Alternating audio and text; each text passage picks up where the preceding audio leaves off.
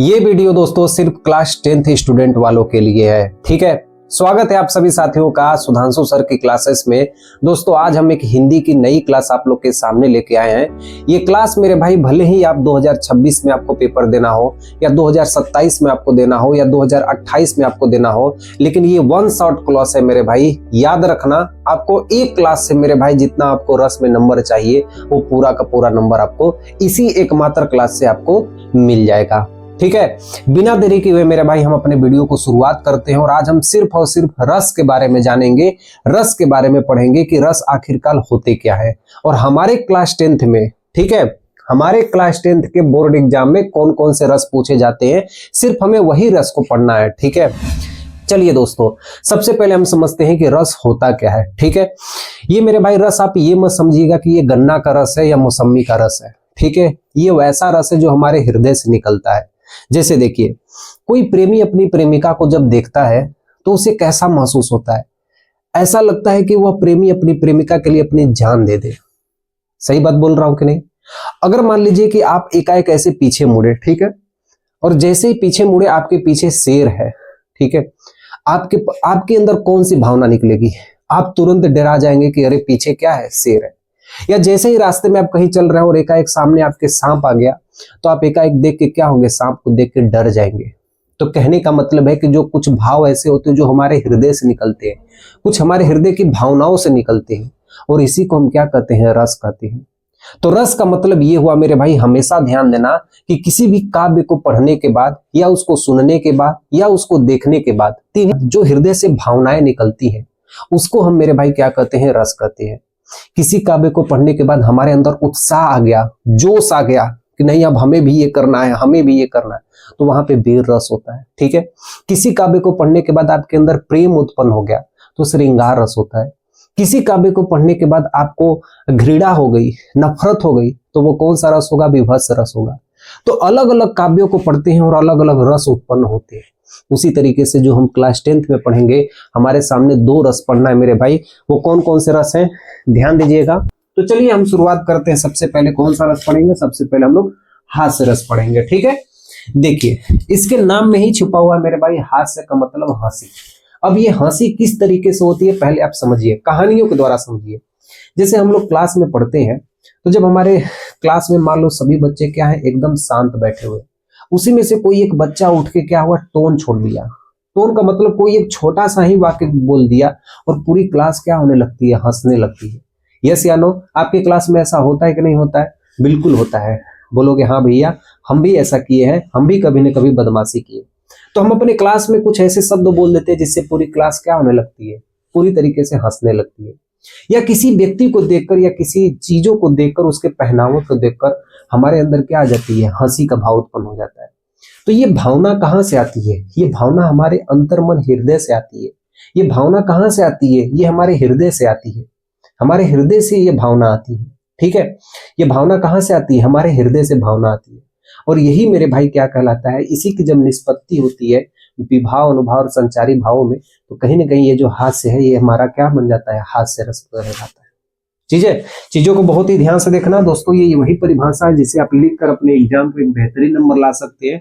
आप देखिए जिस तरीके से मैं लिखा हूं मेरे भाई, मेरे दोस्त, मेरे भाई, मेरे दोस्त, जिस तरीके से मैं लिखा हूं सिर्फ आपको ऐसे ही लिख के आपको याद करनी है, बाकी कुछ भी नहीं करना है मेरे भाई। जितना मैं आपको बता रहा हूं सिर्फ आप उतना कर लिए तो आपको पूरे के पूरे नंबर मिल जाएंगे। जैसे देखिए हमें क्या करना है? हमें हास्य रस के बारे में जानना है। ठीक है, हास्य रस का मेरे भाई जो स्थायी भाव होता है, स्थायी भाव उसे कहते हैं जो अंत तक बना रहता है। तो स्थायी भाव क्या होता है मेरे भाई? हास्य रस का स्थायी भाव हास होता है या इसी को हंसी कहते हैं। तो हास्य रस का स्थायी भाव क्या होता है? हंसी होता है। हास्य रस का स्थायी भाव क्या होता है? हंसी होता है। स्थायी भाव किसे कहते हैं? वह भाव जो हमारे हृदय में अंत तक बना रहे। जैसे किसी पर आप क्रोध करते हैं तो क्रोध कब तक करते हैं? जब तक आपके हृदय में बना रहेगा तभी तक आप करते हैं। यस या नो? जब आप किसी पर दया करते हैं तो वो हृदय में अंत तक बना हुआ रहता है। जब आप किसी से प्रेम करते हैं तो आपके हृदय में अंत तक बना रहता है। तो जो हृदय में स्थायी है, खूंटा गाड़ के आपके हृदय में बैठा हुआ है, वो हमारा कौन सा भाव कहलाता है? स्थायी भाव कहलाता है। तो हास्य रस का स्थायी भाव क्या होता है मेरे भाई? हंसी होता है। याद रखना मेरे भाई, हास्य रस का स्थायी भाव क्या होता है? हंसी होता है।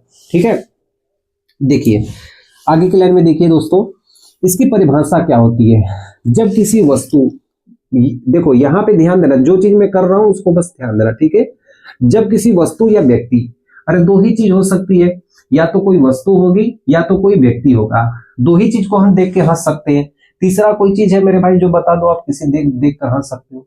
या तो कोई वस्तु होगी और या तो कोई व्यक्ति होगा, ठीक है।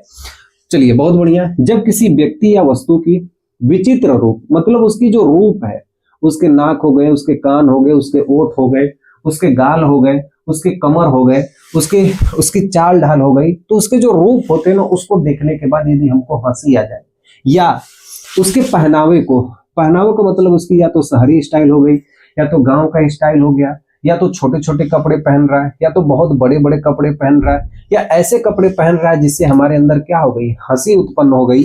तो उसके पहनाव को देखकर हमारे अंदर क्या हो गई मेरे दोस्त, क्या हो गई, हंसी उत्पन्न हो गई। या उसकी बातों को देखकर, जैसे चार लोग कहीं आप बैठे हुए हो और अब मान लो किसी दुकान पे जाके कुरकुरे खरीद के खा रहे हो और देखे हो कि वहां पे कोई ऐसी ऐसी बात आप बोल रहे हो जिससे आपस में क्या हो गई, हंसी उत्पन्न हो गई, ठीक है। या किसी क्लास में आप बैठे हुए हो और वहां पे कोई टोन छोड़ दिया या कोई छोटा सा शब्द बोल दिया तो उससे हमारे हृदय में हंसी उत्पन्न हो गई, तो वो क्या होगी मेरे भाई, अनोखी बातें, उससे जो हंसी उत्पन्न हो गई वहां भी हास्य रस क्या होता है, उत्पन्न होता है, ठीक है। और हरकतें, और क्या हो गई मेरे भाई, हरकतें का मतलब हो गया कि क्लास में आप कहीं चल रहे हो और कहीं पे उछड़ गए या कहीं पे कूद गए या कोई ऐसी हरकत कर दी जिससे देखने के बाद आपको क्या हो गई, खुशी मिल गई, ठीक है। किसी और को ऐसा करते हुए भी आपको देखने पर क्या मिल गई, खुशी मिल गई। तो किसी की हरकतें को देखकर, ठीक है, आपके अंदर ये चीज होनी चाहिए। पहला बात तो आपके अंदर खुशी होनी चाहिए, आपका मन एकदम मनोरंजन से भर जाना चाहिए, और तीसरा चीज आपको हंसी आनी चाहिए। अगर ये तीन चीजें होती हैं, तीन चीजों का भाव यदि जागृत होता है तो वहां पर किसकी उत्पत्ति होती है मेरे भाई, वहां पे हास्य रस की उत्पत्ति होती है। किसकी उत्पत्ति होती है, हास्य रस की निष्पत्ति होती है, वहां पे हास्य रस का जन्म होता है। अब इतना मेरे भाई आपको चीज करना है। अब इसे मन में एक बार दो बार मेरे भाई आपको ऐसे रिवाइज करना है, बार बार आप इसे रिवाइज करोगे मेरे भाई आपके जरूर ये याद हो जाएंगे, ठीक है। एक बार मेरे भाई ऐसे आपको याद रखनी है कि हास्य रस का स्थायी भाव क्या होता है, हास होता है। जब किसी वस्तु या व्यक्ति को देखकर उसके विचित्र रूप, उसके पहनावे, अनोखी बातें और हरकतों को देखकर खुशी, प्रसन्नता और हंसी आ जाए, हंसी नामक भाव जागृत हो जाए, तो वहां पर हास्य रस की निष्पत्ति होती है, ठीक है। ऐसे मन पे आपको बोलनी है। मैं यहाँ पे एग्जाम्पल भी लिखा हूं, एग्जाम्पल को भी आपको दोस्तों समझाने वाला हूं, ठीक है। बोलोगे भैया ये एग्जाम्पल क्या है, तो देखो एग्जाम में मेरे भाई इसको लिखने के लिए 3 नंबर मिलते हैं और उदाहरण को लिखने के लिए 1 नंबर मिलते हैं। तो 3 नंबर ये और 1 नंबर ये, टोटल दोनों को जोड़ दिया जाए तो 4 नंबर मिलते हैं। ये बात आप मेरे भाई ध्यान देना, ठीक है। देखिए अब इसको कैसे पहचानेंगे कि नहीं ये हास्य रस है। कंडीशन नंबर 1 दोस्तों ध्यान से देखिए, दिया है तंबूरा मंच पर बैठे प्रेम प्रताप, साज न मिले 15 मिनट घंटा भर आलाप। तो एक हमारे कोई प्रेम प्रताप थे, एक हमारे कोई क्या थे, प्रेम प्रताप थे। ये मंच पर चढ़े, कहां पर चढ़े, मंच पर चढ़े, और वहां पर तंबूरा ले लिए। तंबूरा का मतलब हो गया मेरे भाई जो वाद्य यंत्र आप देखे जो ऐसे बजाया जाता है, वायलिन करके आप देखे हो, जो वायलिन करके गिटार जैसे होता है बजाया जाता है, उसको हम कहते हैं तंबूरा कहते हैं, ठीक है। तो कोई एक प्रेम प्रताप थे और तंबूरा लेके कहां पर बैठ गए, मंच पर बैठ गए, ठीक है।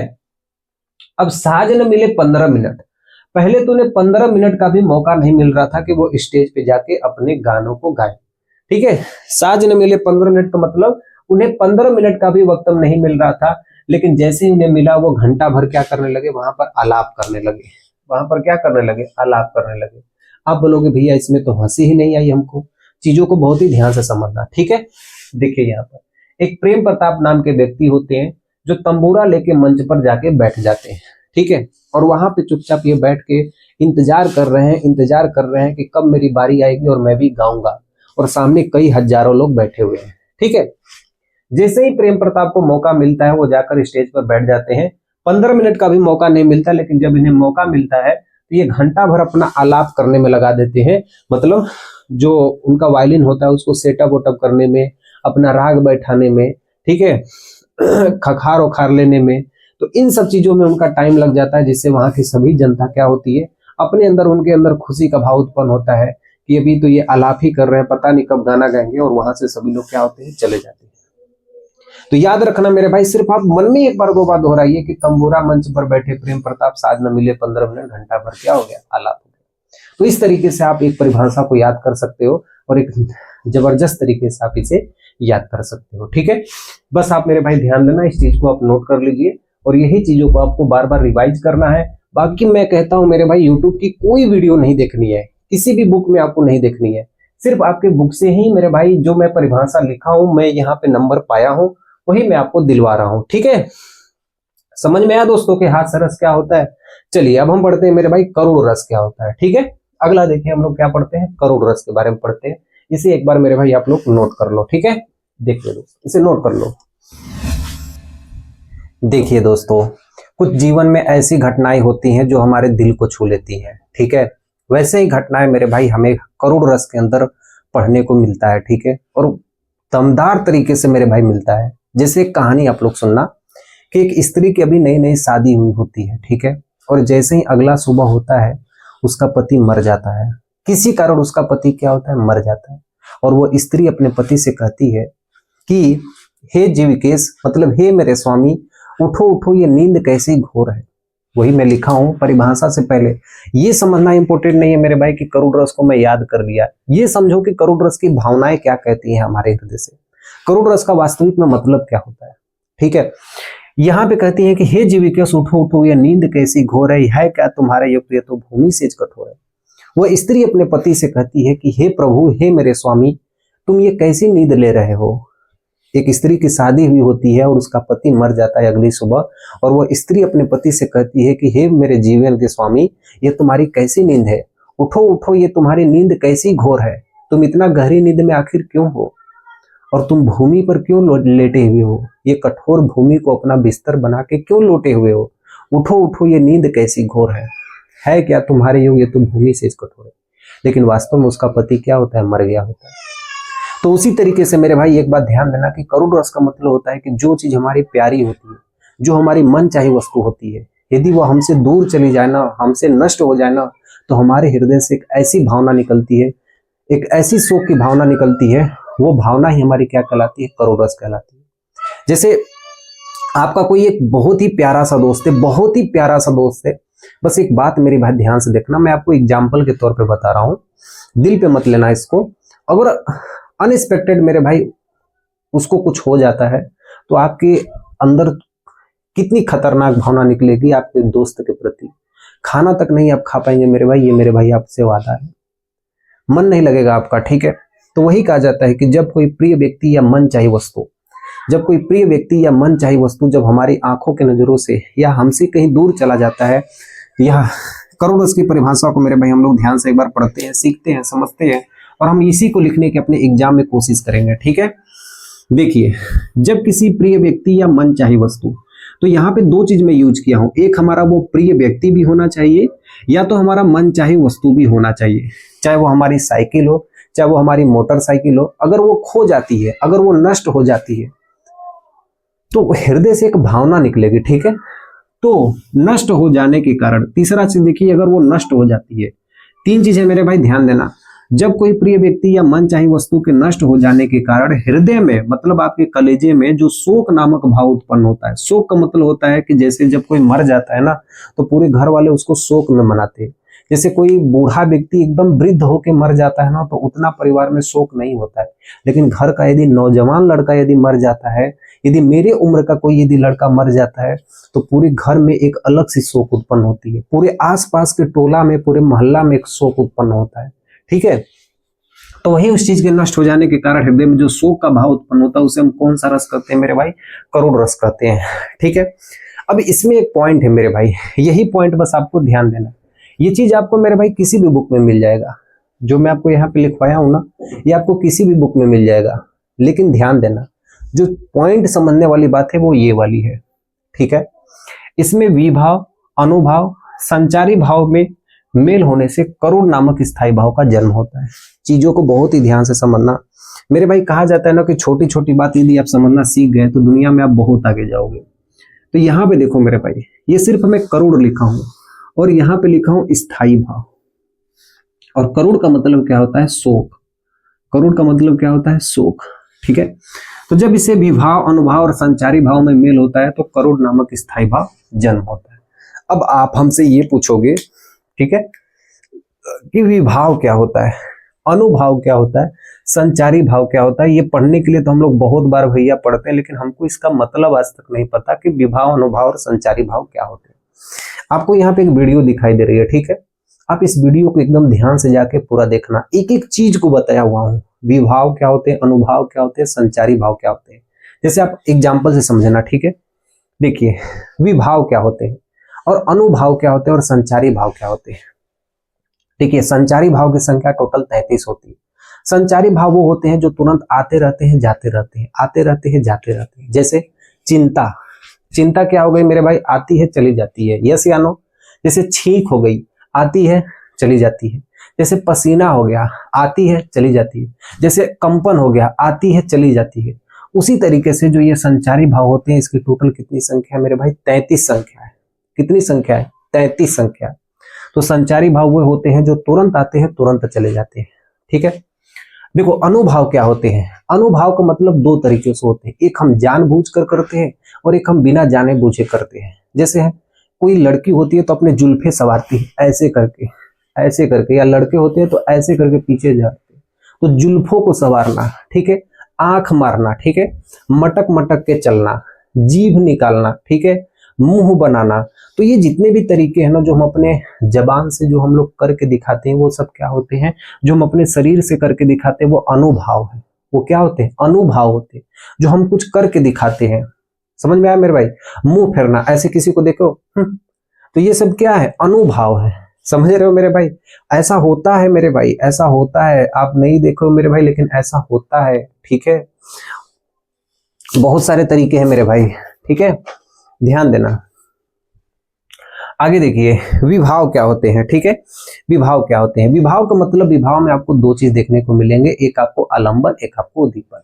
तो सिंपल से मेरे भाई आप विभाव में समझने की कोशिश कीजिएगा कि एक सब्जेक्ट होता है, एक ऑब्जेक्ट होता है, मतलब दो लोग होते हैं। विवाह में कितने लोग होते हैं, दो लोग होते हैं। जैसे यहाँ पे एक स्त्री है और यहाँ पे एक पति है, तो दो लोगों का होना जरूरी है, जिसके बारे में बात की जाती है और जो बात कहता है वो विवाह के अंतर्गत आते हैं, ठीक है। तो चीजों को बहुत ही ध्यान से समझना। करुण रस किसे कहते हैं, कि जब किसी प्रिय व्यक्ति या मन चाही वस्तु के नष्ट हो जाने के कारण हृदय में जो शोक का भाव उत्पन्न होता है, जो एक करुण का भाव उत्पन्न होता है, उसे हम करुण रस कहते हैं। इसमें विभाव, अनुभाव, संचारी भाव के मेल से करुण नामक स्थायी भाव का जन्म होता है। यहाँ पे शोक नामक स्थायी भाव का जन्म होता है, दोनों आप लिख सकते हो, ठीक है। हे जीविकेश उठो उठो, ये नींद कैसी घोरे है, क्या तुम्हारे योग या तो भूमि से कठोरे। मन में मेरे भाई आप एक दो बार इसे रिवाइज करिएगा, आपको ये जरूर समझ में आएगा, ठीक है। एक स्त्री होती है जिसका पति मर गया होता है और अगली सुबह अपने पति को जगाते हुए कहती है कि हे मेरे जीवन के स्वामी, आप उठिए, ये आपकी कैसी नींद है, आप तो पूरे जमीन को ही बिस्तर बना के सो गए हो, आप उठिए, ये कैसी आपकी नींद है। समझ गए मेरे भाई। तो ये हमारा क्या है मेरे भाई, करुण रस है मेरे भाई। जो ये दो रस आपको पढ़ाया हूं, बस आपको दो रस आपको लिखना है और इसे बार बार आपको रिवाइज करना है। और दोस्तों, कोई भी कहीं भी आपको फालतू अपना टाइम नहीं इन्वेस्ट करना है, ठीक है दोस्तों। आप जो मैं आपको पढ़ा दिया हूं, सिर्फ आप इतना भी यदि दोस्तों पढ़ लिए तो आप यकीन मानिए आपको यहां से जो बेहतरीन रिजल्ट होगा वो आपके एग्जाम में जरूर आपको मिल जाएगा। ये मेरे भाई आपसे वादा है, ठीक है। ऐसे बहुत सारे बच्चे होते हैं मेरे भाई जो मैं उनको यही वाला देता हूं और यहाँ से वो अपने पूरे नंबर ले आते हैं और कहते हैं भैया कि नहीं, आपने जो बताया था वैसे ही आया था एग्जाम में। तो आप भी ऐसे करने की कोशिश कीजिएगा और यहाँ से अपने नंबर को जरूर आगे बढ़ाइएगा, ठीक है। बाकी हिंदी की सभी क्लासेस मेरे भाई, सभी चैप्टर की क्लासेस चैनल पे अपलोड है, आप जरूर उसे देखिएगा और हर एक चैप्टर को अच्छे से पढ़िएगा, ठीक है दोस्तों। चलिए, तो हम मिलते हैं अगली वीडियो में, तब तक के लिए जय हिंद, ख्याल रखना अपना, गुड नाइट।